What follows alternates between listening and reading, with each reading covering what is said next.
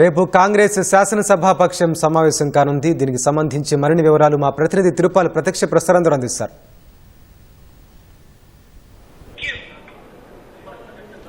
వెంకటేష్, రేపు ఉదయం 11 గంటలకు సిఎల్పి సమావేశం నిర్వహించాలని చెప్పి కాంగ్రెస్ పార్టీ నిర్ణయించింది. రేపు ఉదయం 11 గంటలకు నవోటల్లో ఈ సిఎల్పి కార్యక్రమం సమావేశం జరగనుంది. ముఖ్యమంత్రి రేవంత్ రెడ్డి అధ్యక్షతన ఈ సమావేశము జరుగుతుందని చెప్పేసి ప్రభుత్వ విప్పులు అదేవిధంగా పిసిసి అధ్యక్షుడు కూడా వెల్లడించారు. ప్రధానంగా రేపు నిర్వహించనున్న ఈ సిఎల్పి సమావేశంలో 4 అంశాలను చర్చించాలని చెప్పి నిర్ణయించినట్టుగా పిసిసి వర్గాలు చెప్తున్నాయి. అందులో ఒకటి భూభారతి అంటే ఈరోజు సాయంత్రం 5 గంటలకు ప్రజలకు అంకితం చేయనున్న భూభారతి అంశాన్ని విస్తృత స్థాయిలో ప్రజల్లోకి తీసుకెళ్లాలని చెప్పేసి ప్రభుత్వం యోచిస్తుంది.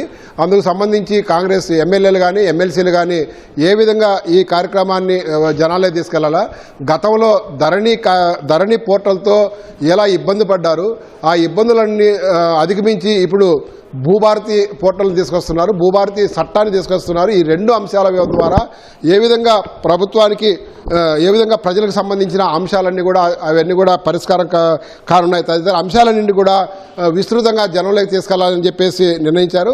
అదేవిధంగా భూభారతి మీద అవగాహన కల్పించేదానికి ప్రతి మండలంలో ఒక అవగాహన సదస్సు కూడా ఏర్పాటు చేయాలని ఇప్పటికే ప్రభుత్వం నిర్ణయించింది. దానికి సంబంధించి కలెక్టర్లు బాధ్యత తీసుకొని కొనసాగాలని చెప్పేసి స్పష్టం చేసింది. మరొకటి సన్నబియ్యం పథకం అనేది దేశంలో ఎక్కడా కూడా లేదు. అది ఒక తెలంగాణ రాష్ట్రంలోనే నిర్వహిస్తున్నారు.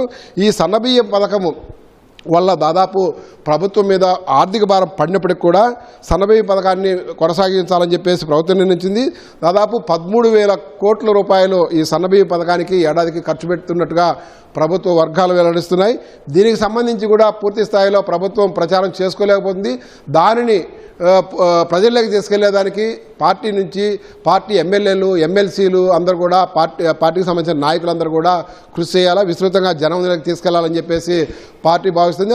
అందుకు అనుగుణంగానే రేపు సిఎల్పి సమావేశంలో ఈ అంశం మీద కూడా చర్చించున్నారు. మరొకటి ఇంద్రమ్మ ఇల్లు అంటేనే అందరికీ గుర్తొచ్చేది, గతంలో కాంగ్రెస్ ప్రభుత్వం అధికారంలో ఉన్నప్పుడు ఎవరికైతే ఉండేదానికి ఇల్లు లేదో వాళ్ళందరికీ కూడా ఇంద్రమ్మ ఇల్లు ఇచ్చిన పరిస్థితి ఉంది.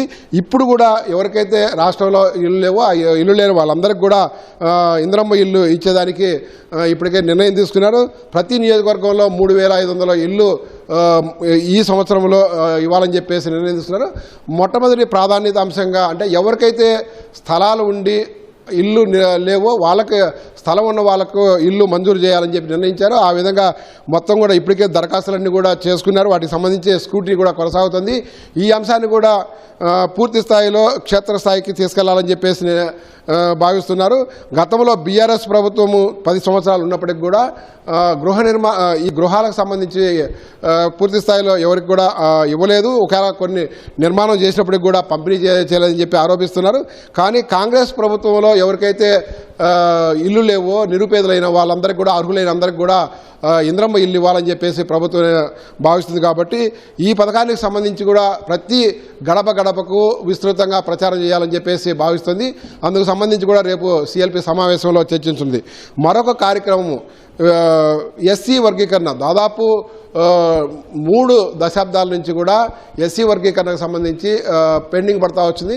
కానీ ఈసారి కాంగ్రెస్ ప్రభుత్వం తెలంగాణలో వచ్చిన తర్వాత సుప్రీంకోర్టులో పెండింగ్లో ఉన్న ఎస్సీ వర్గీకరణకు సంబంధించి ప్రత్యేకంగా దాని మీద దృష్టి సారించి సుప్రీంకోర్టు నుంచి కూడా ఎస్సీ వర్గీకరణకు సంబంధించి తీర్పు వెలువడేటట్టుగా కూడా చొరవ చూపింది. మరొకవైపు ఏదైతే సుప్రీంకోర్టు తీర్పు ఇచ్చిందో దానికి సంబంధించి రాష్ట్రంలో ఏ విధంగా ముందుకు పోవాలనేది దాని మీద ఏకసభ్య కమిషన్ వేసి తద్వారా ముందుకెళ్తున్నారు.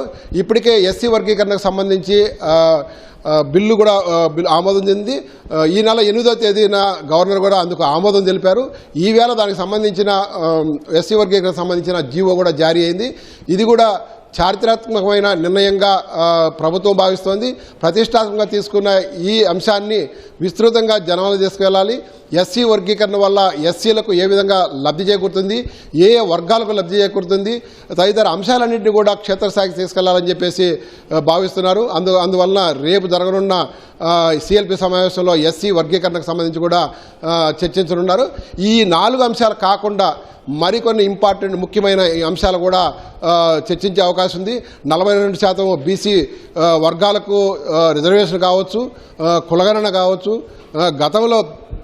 గత ప్రభుత్వం ఏదైతే అమలు చేయలేకపోయిందో అవన్నీ కూడా ఈ ప్రభుత్వం చేస్తూ వచ్చింది. ఆ ప్రభుత్వం చేస్తూ వస్తున్న ప్రతి పథకాన్ని కూడా జనంలోకి తీసుకెళ్లేటట్టుగా చొరవ చూపాలని చెప్పేసి ఎమ్మెల్యేలకు ఎంపీలకు అదేవిధంగా ఎమ్మెల్సీలకు కూడా దిశానిర్దేశము ముఖ్యమంత్రి చేసే అవకాశం ఉండాలి.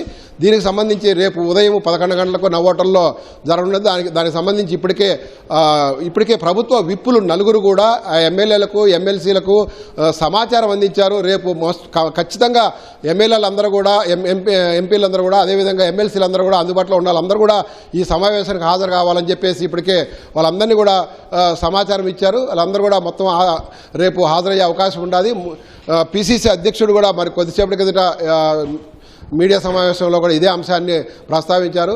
ఏదైతే ప్రభుత్వం అమలు చేస్తున్నాయో ఆ పథకాలన్నింటినీ కూడా గడప గడపకు తీసుకెళ్లాలనే ఉద్దేశంతోనే రేపు సిఎల్పి సమావేశం పెడుతున్నట్టుగా తెలిపారు. Over to studio.